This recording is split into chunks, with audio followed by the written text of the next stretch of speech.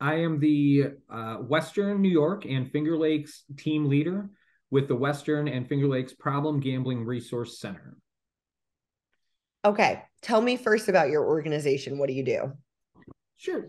The Problem Gambling Resource Centers, we're a program of the New York Council on Problem Gambling.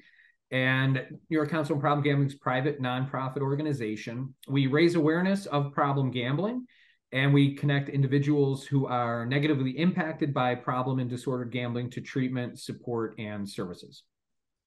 So right off the jump, I guess my question to you would be, is a gambling addiction like any other addiction? Like, is it like, addiction is addiction, right? Alcoholism, drug addiction, all these things. Is gambling like that? Like it's, if you Yeah. understand what I'm asking. Oh, no, I understand exactly. So, gambling addiction, problem gambling and gambling addiction are very similar to regular addiction that people think of when it comes to substance abuse or alcohol. It's impacting the dopamine receptors in the brain the exact same way, and even more severely than with a lot of substances. So, the problem with problem gambling and gambling addiction is it's so easy to hide because there really aren't outward symptoms. So if I was talking to you right now under the influence of a substance, you could probably tell, but you can't tell if I have a gambling problem. But it is very much impacting the brain in the same way to cause that addiction and that compulsion. The addiction in this case is the high of making a lot of money really fast. Oftentimes it's the anticipation of the win. It's the anticipation of the activity. A lot of our clients do point to that big win that they sort of remember where things kind of got off track for them. But it's like with a scratch-off lottery ticket. Scratch-off lottery tickets are a huge problem in the area. And when people are scratching that ticket and those numbers are coming up, that's generating those dopamine receptors and it's triggering that high for them. It's not always about the win or the money. Eventually, the gambling addiction and the problem gambling, it develops from chasing the losses that they've had. So it's kind of a vicious cycle where that compulsion is driving them to do the activity more. And as they lose more and more money, they have to keep chasing and chasing and chasing to get the money back. And Not it a can great, happen so fast. yeah, not a great cycle to be stuck in, right? Absolutely not. So this year, it's not. Don't want to say it's unique because I think last year we had the same thing with the mobile sports betting. Correct? Wasn't we did have this last year, or was it just We new did this? not. Well, 2022 was the first full year of mobile sports betting. Okay. Uh, in January of 22, mobile sports betting went live. So, and probably you've heard in the news about $909 million in revenue was generated for New York State. But what that meant was New Yorkers lost about $1.4 billion in sports betting. Close to $4 million a day is being lost by New Yorkers on sports betting. That's over $13 billion that's wagered throughout the year. And that equates to $4 million a day in losses for New Yorkers. So statistically, now that we're on the numbers topic. Do you know how many people in the Finger Lakes region are struggling with either problem gambling or flat out gambling addiction? Um, if for exact numbers, we would have to direct you to the Office of Addiction Supports and Services. Okay. Our organization is funded through them, so all of our calls and statistics go through the OASAS, Office of Addiction Services and Supports. But anecdotally, I can say that scratch off lottery tickets in the lottery is a very big problem in the Finger Lakes region. And we have seen a dramatic uptick in the number of people reaching out for help for mobile sports betting and sports betting. But one of the things that's the most disturbing about it right now is that about 50% of our callers are under the age of 30 or parents of that college age demographic reaching out for help because their younger child is getting involved in sports betting. And in the past, we've seen some of these gambling problems take a little longer to develop. with mobile sports betting, it's happening very quickly for people, and it's happening to a younger audience a lot faster than it has in the past. So, I mean, you're getting all of this information pretty quickly, right? Because of the mobile sports betting being newly legalized. Like, so you're learning kind of about this like on the fly, like as it happens, because it just started, right? Yes. Yeah. As you may know or may not know, there's not a lot of gambling and problem gambling research that goes on a regular basis. We're hoping that does change now with mobile sports betting being legalized in so many different states. And there's 2 new casino licenses that have been issued in New York State, so there will be a couple more casinos. So as we move forward, that will help generate more money towards problem gambling services, which is not a lot of money, but there is problem gambling money, service money within that revenue. And what we're hoping for in the future is that there are more studies to guide us in the direction of what services need to be in place. But we are very much learning about mobile sports betting on the fly. We've never seen this kind of increase in accessibility of a gambling activity before. I mean, fair enough. It's a big change, you know. It's a big change in, excuse me, accessibility for gambling. Like, you don't have to go to Del Lago, you know, you can just do it from your bedroom and do it legally. Yeah, and studies have shown up to 80%, if not more, people have a mobile device or a mobile phone. And we'll see anywhere from 50 to 1,000 times people are checking their mobile phone during the day. So the sports books obviously knew that this is a way to go in the future. And making it accessible on your phone 24/7 and having different betting opportunities change constantly throughout the day. You can even place bets while they're going on. So while people are betting on final outcomes, they can bet throughout the entire game that's on. And it's just piles on top of each other how many times someone can place a bet during one day. So what does problem gambling or gambling addiction, what does that look like? Like, how do you know when? Is there a number, like if you're doing it every day? Or with all addiction, there's always like a line where you're like, well, when does this become a problem, and when is it just something that I do recreationally? Yeah. You know what I mean? So like, how do you know what makes something a gambling? What's the difference between number one, problem gambling and gambling addiction? And number two, how do you know when you're in that realm or somebody that you love is in that realm? Definitely. Great question. So gambling addiction and problem gambling are different, where gambling addiction is diagnosable by a clinical professional, and it's diagnosable in the DSM-5, which I believe is Diagnostic Statistic Manual 5. And there are 9 criteria. Once you meet 4 of those criteria, it is a moderate gambling addiction. And the more criteria you meet, the more severe that addiction would be classified as. So we always recommend, if someone is struggling with gambling, that they do at least have an assessment with a professional to see if they meet that criteria.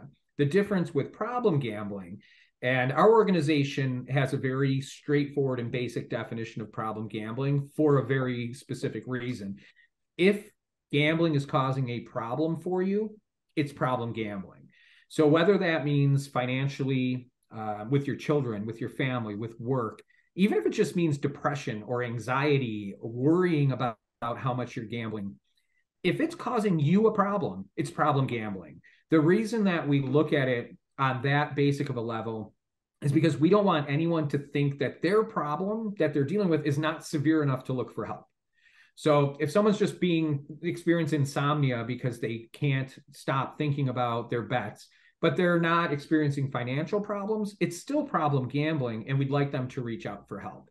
So, and what that would look like, warning signs are lying about how much you're betting, lying to loved ones, to your workplace, friends, spending more money than you have, or just that desire to spend more and more and more to kind of get that same rush or thrill from the betting.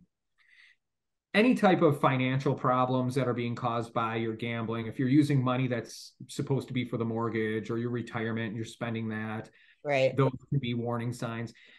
Irrational thoughts, the expecting to win every time you're gambling and not being able to control that, where you're going to lose. And then, of course, just that need to gamble more and more and more to feel okay throughout the day or throughout your week. Those are all different types of warning signs to look for. And like I said, it's really hard to hide. I mean, it's really easy to hide those. Great. And I know, like, nationally, well, I guess worldwide, there are tons of Alcoholics Anonymous groups. There are, I believe, Addicts Anonymous. Is it Addicts Anonymous, or there's another kind of Narcotics Anonymous? Narcotics Anonymous. Yeah. Narcotics Anonymous. Where do you fit in if you're a gambling addict? Like, what kind of a meeting would I go to if I were a gambling addict? There are GA meetings for Gamblers Anonymous. There's also Gam-Anon, which is Gamblers Anonymous for family members. There are not a lot of meetings throughout the region. GA just isn't as popular as, the GAAA. Those meetings aren't as popular now as they used to be. There are different types of recovery programs like Smart Recovery. Counseling is one of the first things that we recommend for people to get that first assessment to see where they are and if what they're ready for. Right. We have a great network of clinicians and OASS providers that we work with that are trained to deal with the gambling. And hold on, I'm trying to pull this back up again. And so, this being a new year, to kind of sort of circle back around to the whole press release, which I think I got off topic. It's a new year, and that's kind of why you were putting out there that it's a time to take a look at healthy habits and kicking unhealthy habits. Can you talk to me a little bit about what the information was that you guys were trying to get out? Yeah, at the beginning of the year, people always set goals for themselves, whether it be to go to the gym, be more active, or be more social. Maybe it's stop drinking as much. And what we want to put out there is that gambling should be treated that same way. Gambling can be very unhealthy for many people. Most people can gamble, they can buy lottery tickets and not have a problem. But for the people who it is causing a problem, when you're looking at the new year and that fresh start and the springtime is coming and people start looking at, oh, I'm going to stop drinking as much. I'm going to go to the gym. I'm going to go out on more date nights, whatever it happens to be. We want people to look at their gambling because free time is sometimes the worst enemy of people who are struggling with addiction.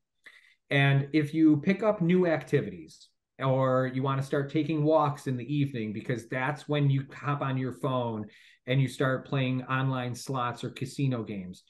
Maybe on the weekend, instead of spending Saturday morning through Sunday night watching sporting events, pick up an activity on the weekend with your family, with your friends, and occupy your time with healthy, safer types of activities. Personally, I love to cook. So if I have free time, I start cooking. And I'll make big meals all weekend long. And it's just finding something to keep your mind fresh and off of those things that might be kind of detrimental to your mental health. Toxic, yeah. So it's about redirecting your energy. Absolutely. Did you tell me a little bit about how you came to be in the position that you're in now? Yeah, I have. So I've always, for about 15 years, I was working with runaway and homeless youth in human services. My background is in sociology. I was working for a nonprofit. The New York Council on Problem Gambling was expanding across New York State. And the opportunity came to the region where I got to help build a program and help a population. When I was working with runaway and homeless youth, there weren't a lot of services. Not a lot of people wanted to help runaway and homeless youth because they were looked at like bad kids. And when I looked at problem gambling addiction, I had my own kind of impression of people. And I thought, I want to get to know more about this. And I didn't know of any services. I didn't know there was help available. And as I started to learn more, I realized that it's an addiction and a population where it's so easy to hide and people are not seeking the help that they need. Problem gambling has the highest rate of suicide among all addictions. 1 out of 5 people will attempt or die by suicide. And it's very similar for gambling addiction. We don't see much of a difference between problem gambling and gambling addiction when it comes to suicide.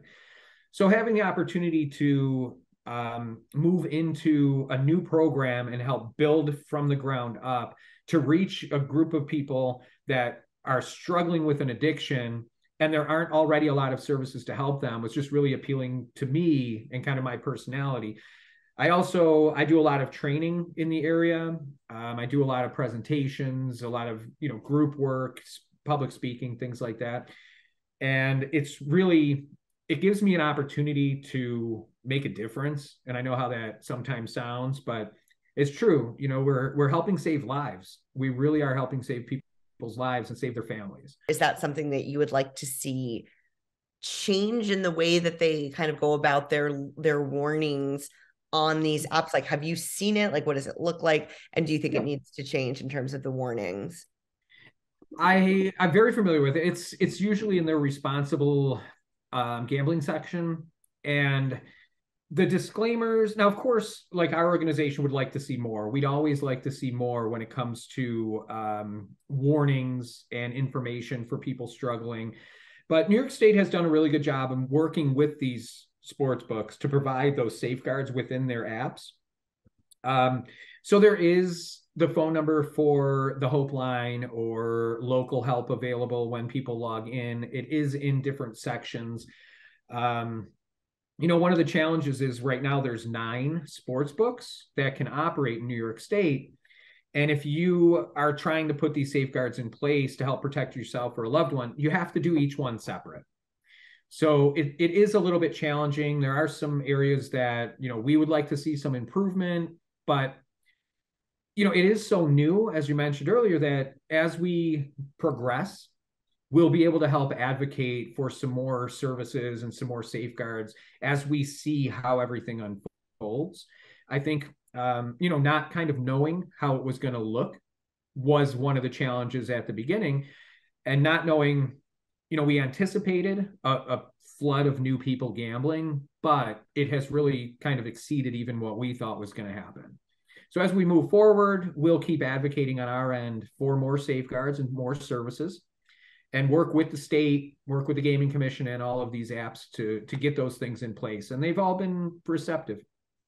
What are some of the things people can do if they feel like they need to reach out for help? First thing we would recommend is that they do contact their Problem Gambling Resource Center here in the Finger Lakes. It's, and I'm sure you have the information, but 585-351-2262 is the number. They can email the Finger Lakes PGRC at nyproblemgambling.org as well.